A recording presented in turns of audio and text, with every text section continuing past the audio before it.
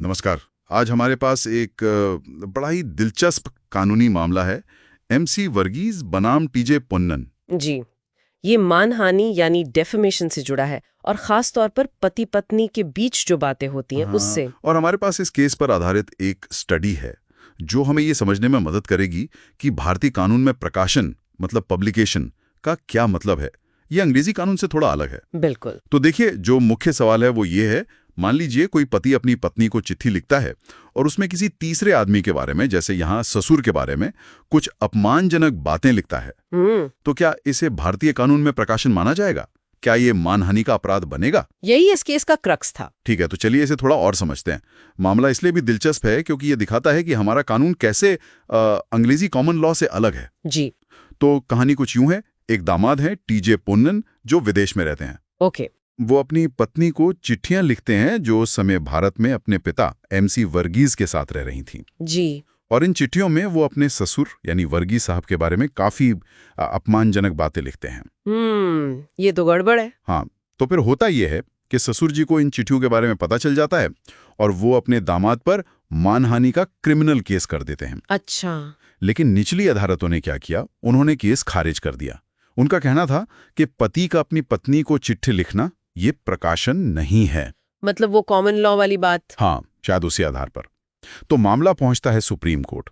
अब supreme court के सामने सीधा सवाल था, क्या पति ने जो पत्नी को अपमानजनक पत्र भेजा वो आईपीसी की धारा 499 के तहत प्रकाशन है? बिल्कुल। और यहां बचाव पक्ष मतलब दामाद के वकील ने वही अंग्रेजी कॉमन लॉ वाली दलील दी कि जी पति और पत्नी तो कानून की नजर में एक ही व्यक्ति हैं। एक ही मतलब लीगली वन एंटिटी। हाँ, ये एक बहुत पुराना अंग्रेजी सिद्धांत है। तो इसके हिसाब से पति का पत्नी से कुछ कहना तो जैसे खुद से बात करना हुआ। अच्छा। तो फिर वो किसी तीसरे पक्ष तक बात पहुंची नहीं, इसलिए प्रकाशन हुआ ही नहीं और मानहानि का केस बनता ही नहीं। बड़ी दिलचस्प दलील है ये तो। लेकिन क्या सुप्रीम कोर्ट ने इसे माना? भारत में तो पत्नी की अपनी पहचान है। नहीं, बिल्कुल नहीं माना। यहीं पर सुप्रीम कोर्ट ने एकदम स्पष्ट कर दिया। कोर्ट ने कहा कि देखिए, भारत में अपराधों के लिए हमारे पास इंडियन पीनल कोड आईपीसी है।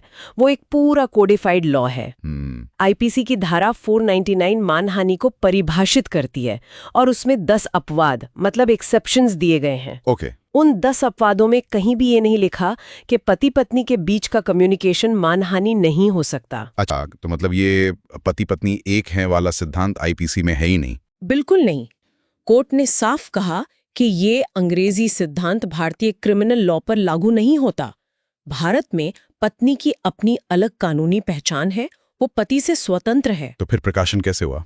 कोर्ट ने कहा, जैसे ही पत्नी ने वो पत्र पढ़ा जिसमें उसके पिता के बारे में अपमानजनक बातें थीं, तो वो अपमानजनक बात एक तीसरे व्यक्ति तक पहुंच गई। वो तीसरा व्यक्ति यहाँ पत्नी थी। ओह, तो पत्नी यहाँ तीसरा व्यक्ति मानी गई? जी हाँ, क्योंकि बात उसके पिता के बारे में थी, उसके बारे में नहीं। तो जैसे ही पत्नी ने पढ़ा, प्रकाशन हो गया। बात लिखने वाले पति से एक और व्यक्ति पत्नी तक पहुंच गई। समझ गया।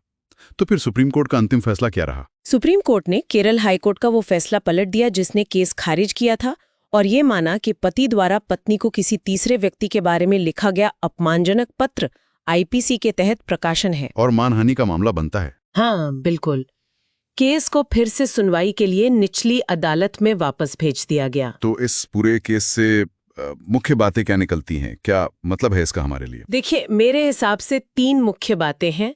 पहली, मानहानि के लिए प्रकाशन का मतलब सीधा है। अपमानजनक बात लिखने या कहने वाले के अलावा कम से कम एक और व्यक्ति तक वो बात पहुंचे, चाहे वो पति या पत्नी ही क्यों ना हो। हाँ, अगर बात किसी तीसरे व्यक्ति के बारे में है तो पति या पत्नी भी वो अन्य व्यक्ति हो सकते हैं जिनसे प्रकाशन पूरा होता है। ठीक है। और दूसरी बात? दूसरी ये कि भारतीय क्रिमिनल लॉ वो पुराने अंग्रेजी सिद्धांत को नहीं मानता कि पति पत्नी एक हैं।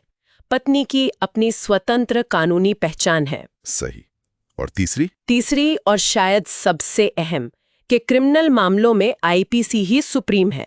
अगर कोई बचाव या छूट आईपीसी में साफ साफ नहीं लिखी है तो उसे आप कहीं बाहर से जैसे अंग्रेजी कॉमन लॉ से नहीं ला सकते।